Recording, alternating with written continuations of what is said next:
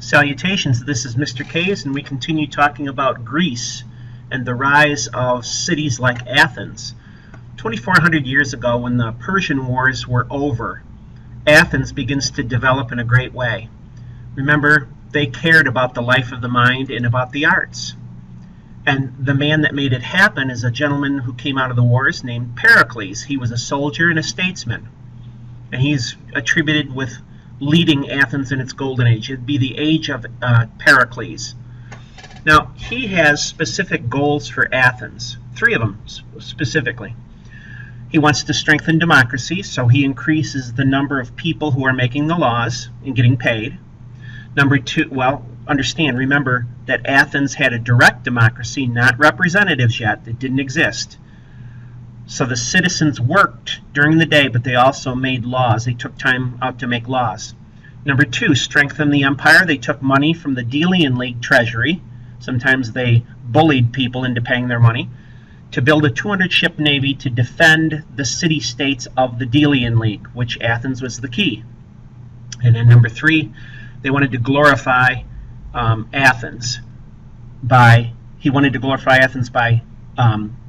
employing people to build temples, buildings, and statues to glorify the gods as well as Athens. It was a thing to see in its day.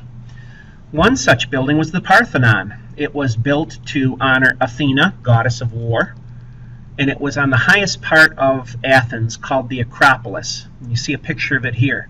It had clean lines, strong columns, order, symmetry. This is what's left of it today.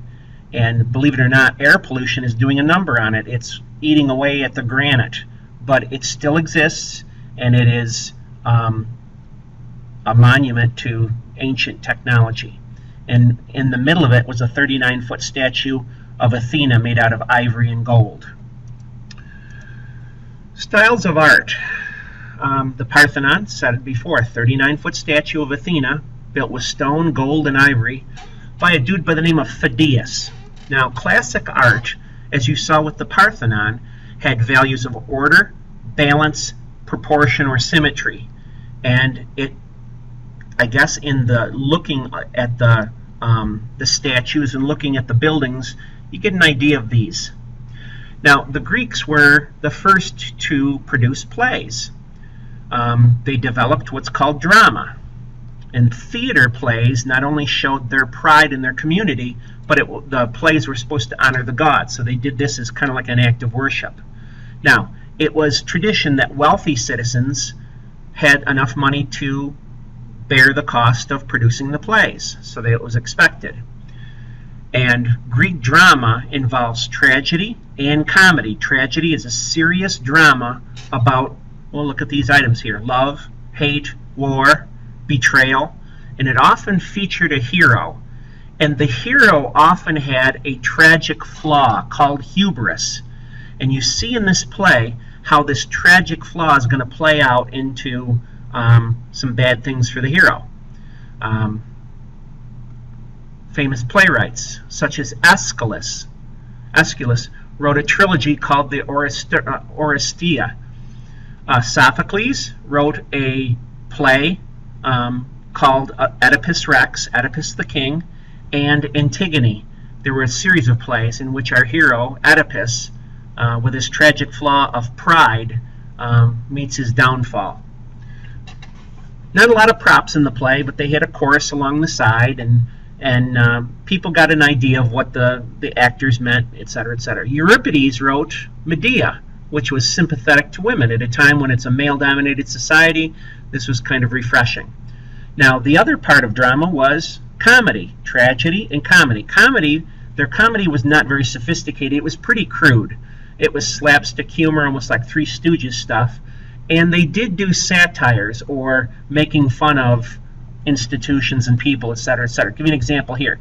Aristophanes wrote a play called The Birds and another one called Lysistrata. Here, it was pretty safe to be able to satirize officials and people and not get killed.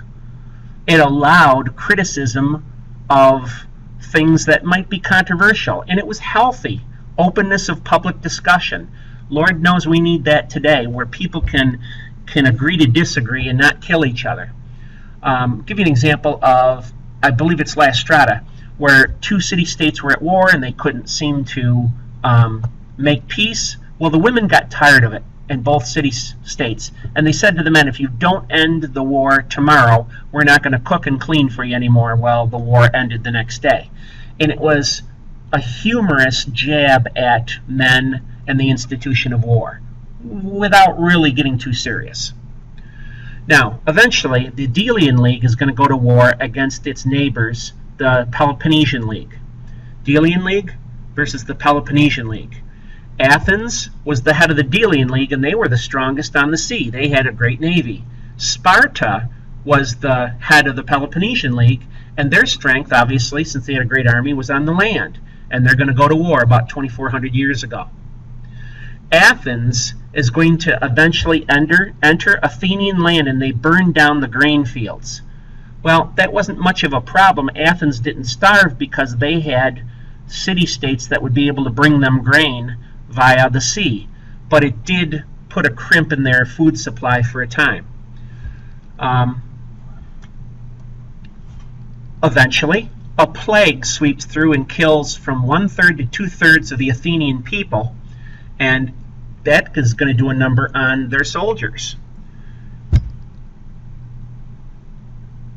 27,000 Greek soldiers from Athens get into boats and they attack Syracuse to the east, or to the west, buddies of the Peloponnesian League, and they lose.